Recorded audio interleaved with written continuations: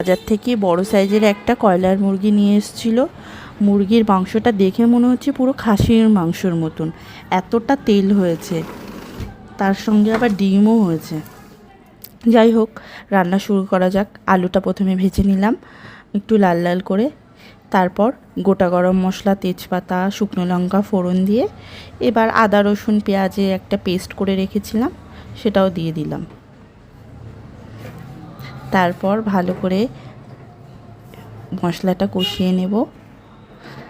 মশলাটা কষানোর পর যখন তেল ছাড়বে, আমি খুব সামান্য পরিমাণে তেল ইউজ করেছি কারণ মাংসটায় প্রচুর তেল, ওর জন্য খুব সামান্যই তেল দিয়ে মশলাটাকে ভালোভাবে কষিয়ে নিলাম।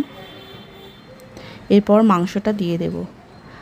মাংসটা দিয়ে একটু নাড়াচাড়া করে নেব।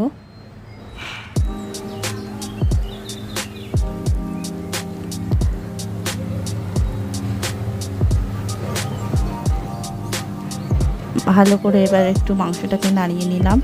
মাংসটা ভালোভাবে কষিয়ে নেব। কষানো হয়ে গেলে, যতক্ষণ না তেল ছাড়ছে মাংসটা থেকে ততক্ষণ ভালোভাবে কষাতে হবে।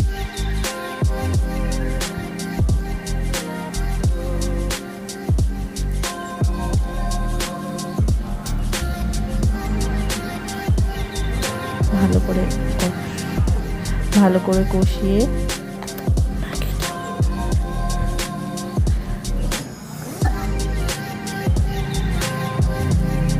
এতটা পরিমাণ হয়েছে, আমি নাড়তে আমার খুব কষ্ট হচ্ছে।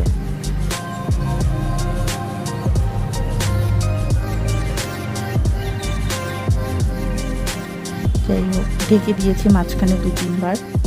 ঢাকা দেওয়ার পর মাংসটা থেকে এই যে এবার তেল ভালোভাবে কষে গেছে। আরেকটু ভালো করে কষিয়ে নিয়ে তারপরে গরম জল দিয়ে দিয়েছি। তারপরে ভালো করে অনেকক্ষণ ফুটিয়েছি মাংসটাকে। তারপর গরম মশলা দিয়ে, দেখুন বন্ধুরা কেমন তেল বেরিয়েছে। তারপর গরম মশলা দিলাম।